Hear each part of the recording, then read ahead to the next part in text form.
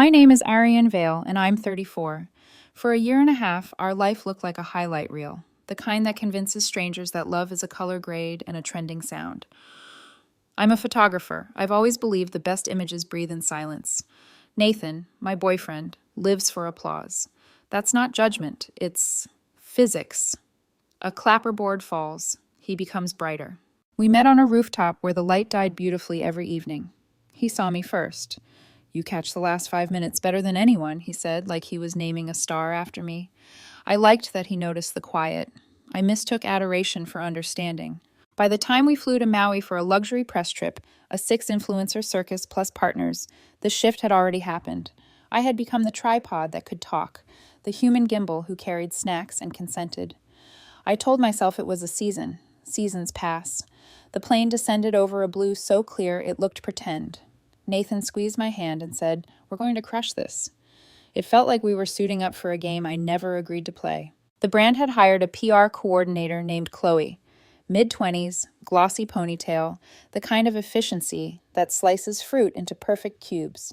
When she introduced herself, Chloe at Chloe Coordinates, my stomach did a small, traitorous turn. Not because of her username, because Nathan avoided my eyes. Later, I learned why. "Yeah, we dated in college," he said casually that first afternoon, the way you mentioned once owning a Honda. "But we're cool." He smiled like cool was a force field. Day one drowned in content. Drone shots, slow motion laughter, the group sprinting into foam as if it weren't a setup repeated 4 times for organic energy. By sunset, my shoulders ached from hauling lenses. Nathan kissed my temple on camera, pulled away off camera. I told myself I was being sensitive. I told myself I didn't come here to be adored. I came here to do my work. Day 2, sunrise. A private beach, the color of a promise. We lined up the shot list. I crouched in the sand, checking focus. Nathan posed near the waterline, chin up, ribcage forward, every inch choreographed. Chloe hovered just out of frame, adjusting his collar, preening the moment like a dutiful sparrow. I caught her reflection in my lens and thought, this is too intimate for logistics. Around noon, I slipped under a palm, opened my laptop, and started stitching the morning into something coherent. I heard Nathan laugh, his stage laugh, bright and clicky. Then Chloe's voice, velvet with competence. "Do you want me to get your shoulders? You're burning." My hands stopped. There are small humiliations that splinter louder than shouting. The sunscreen bottle snapped open. The group's chatter dipped. I told myself to keep editing, to be the professional in the room. "Ariane," Nathan sing-songed, turning his head toward me. "If you're going to be jealous, babe, just go home." He said it big, the way you say things to a room with microphones. Laughter sparkled, thin, breakable, then died when no one knew whose side to be on. The world compressed to a frame. Nathan's grin, Chloe's hand hesitating midair, 6 faces trying not to look directly at me. I swallowed. The taste was metal.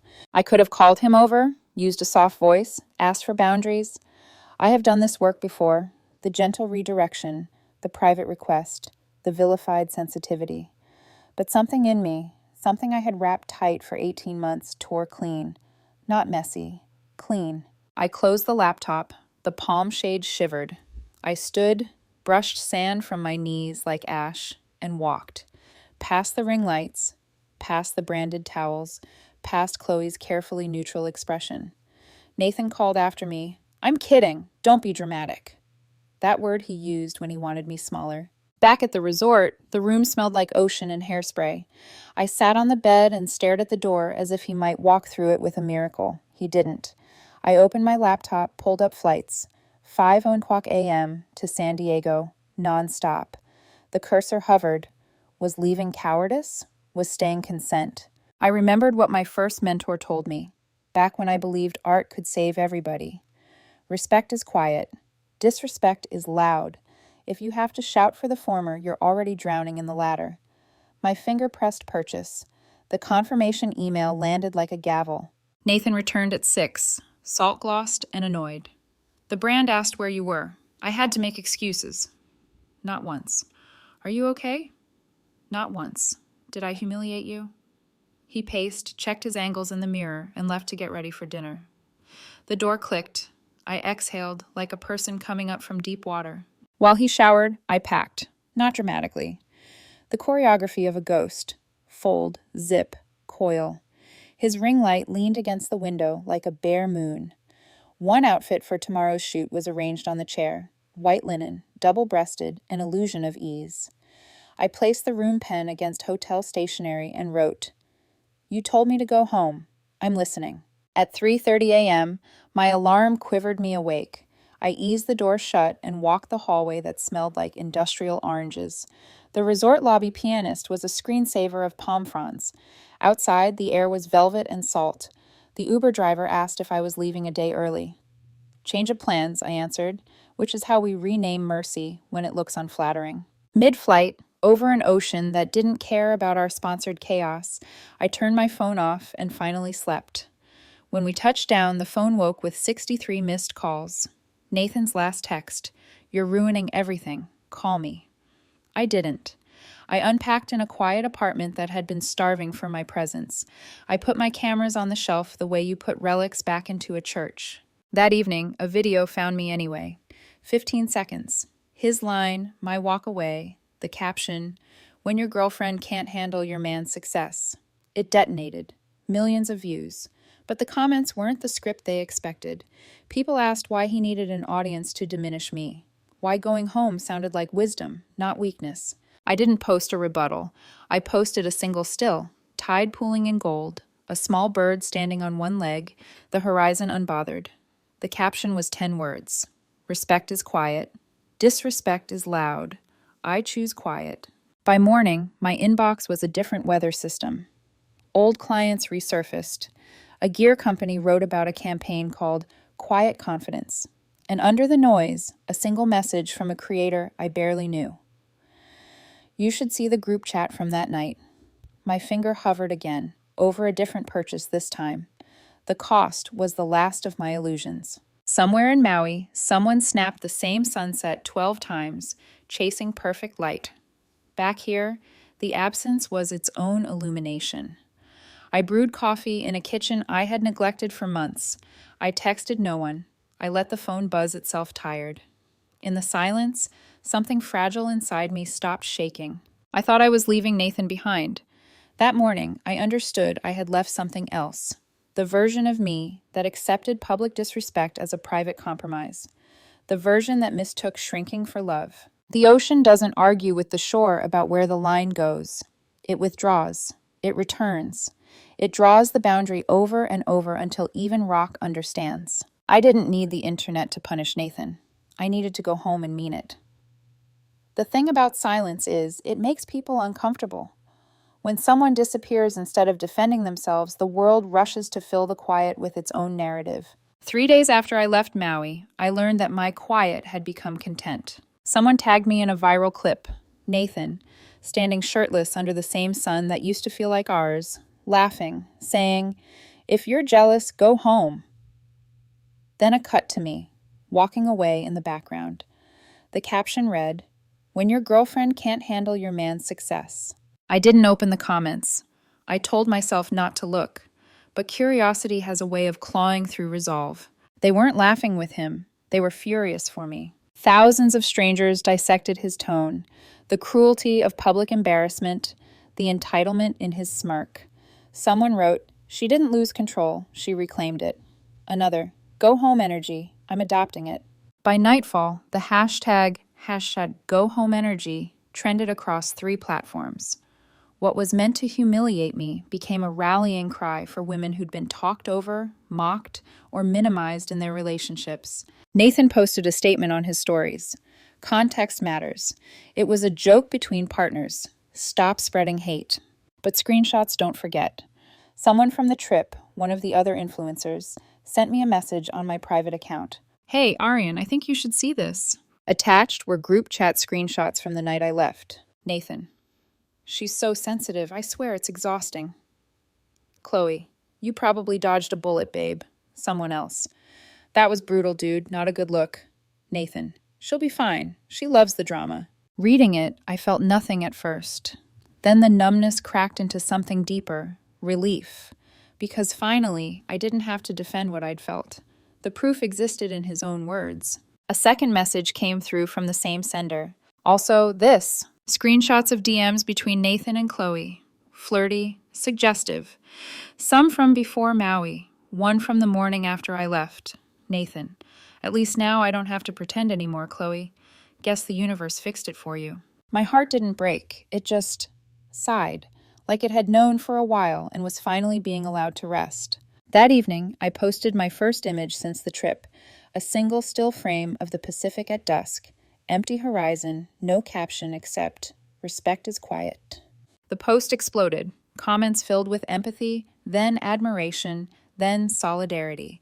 My followers doubled within 48 hours. Brands that had ghosted me months ago reached out. A campaign manager wrote, "We want to feature you in a project about self-respect and resilience. No makeup, no filters, just authenticity."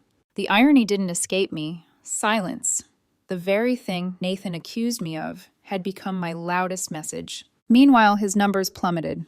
A travel brand suspended his contract pending investigation. Commentary channels dissected every frame of the beach video.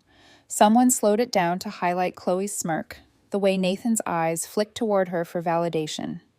Then, the bombshell. A leak of Chloe and Nathan's behind-the-scenes footage. Him whispering something off camera, her laughing.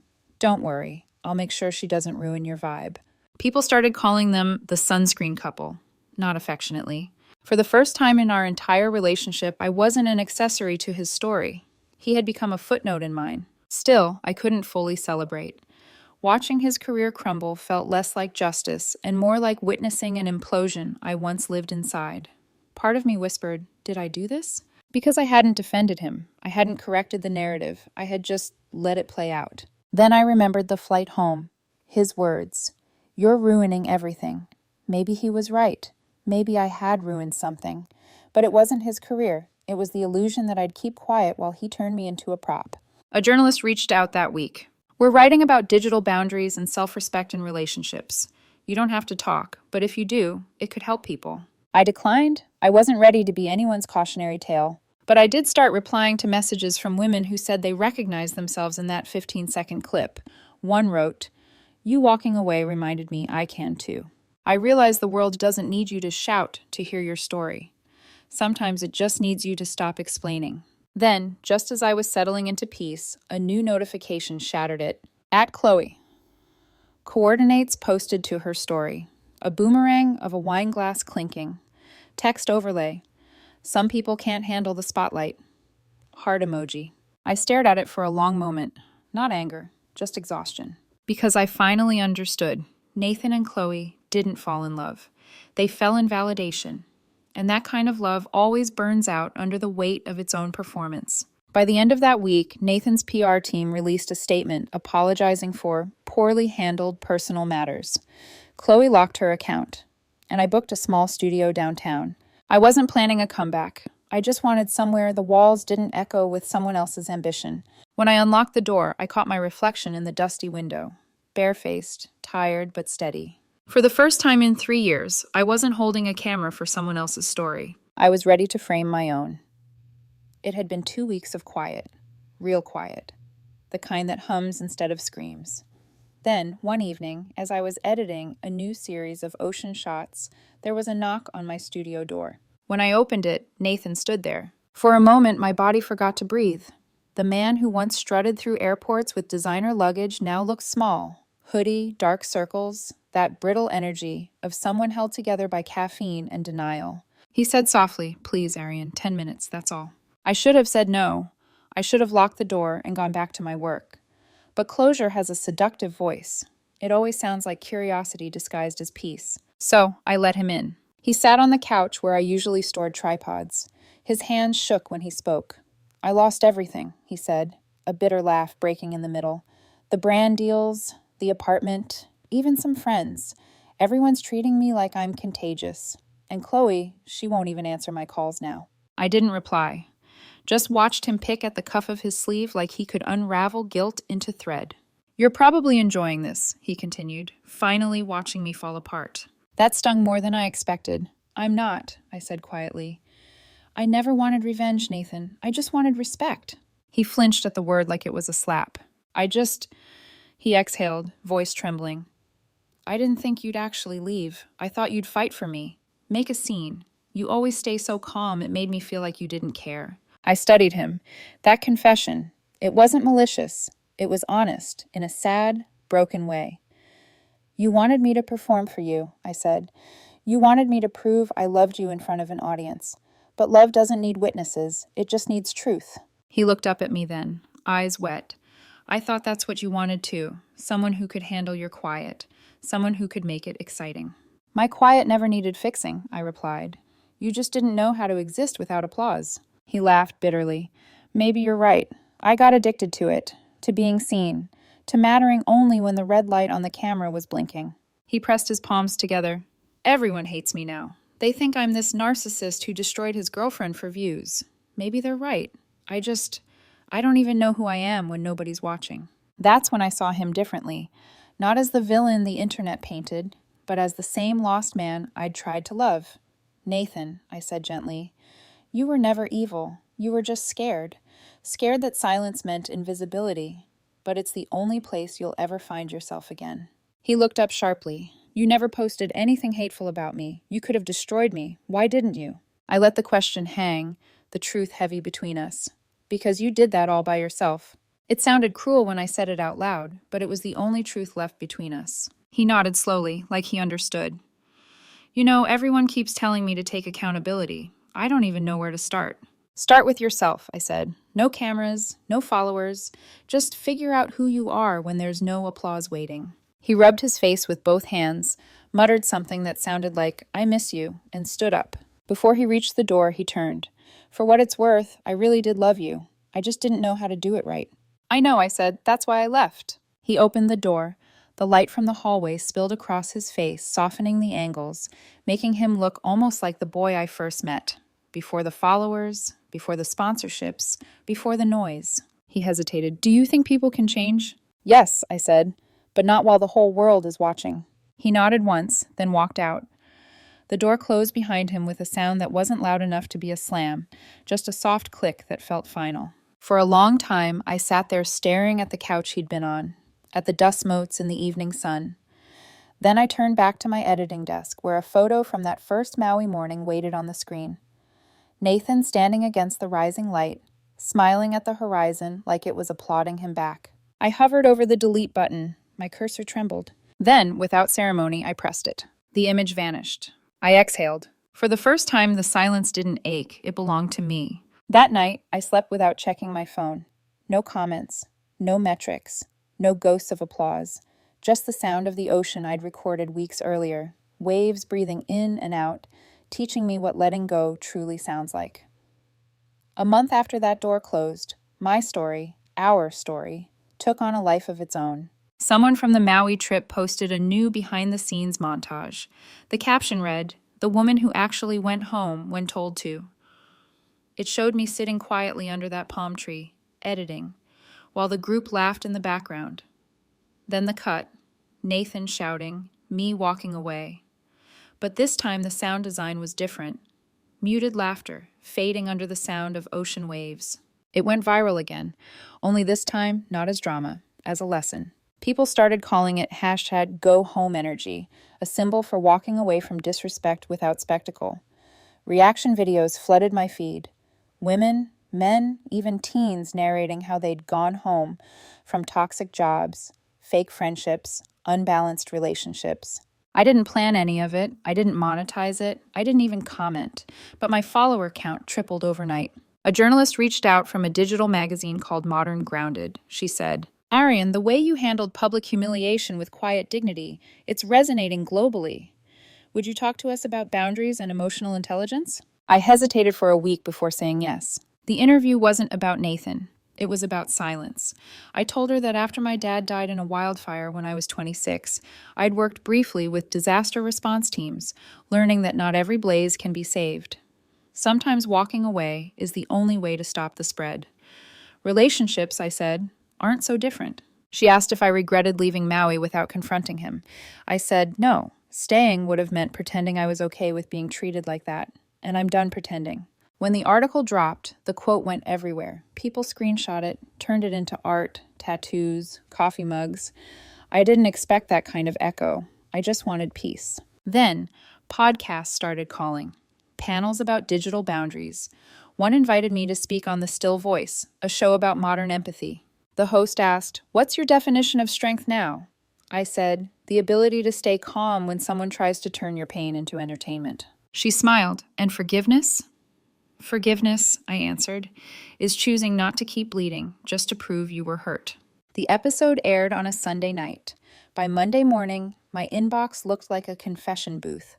Hundreds of strangers wrote to say the story helped them walk away, from narcissistic partners, manipulative bosses, even toxic families. Meanwhile, Nathan's silence became louder.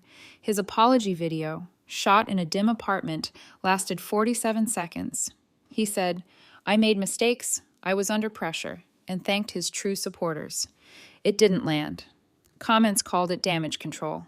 He deleted it within hours. Rumors surfaced that Chloe had been quietly let go from her PR firm after unprofessional conduct. I didn't feel joy, just inevitability. Then one day, I received a DM from someone unexpected, the woman from the Maui group chat who'd sent me the screenshots months ago. "Arian, I want to say I'm sorry for not defending you publicly when it mattered. Watching everything unfold made me realize how often we stay silent to keep peace, even when it costs someone else theirs." Her words stuck with me.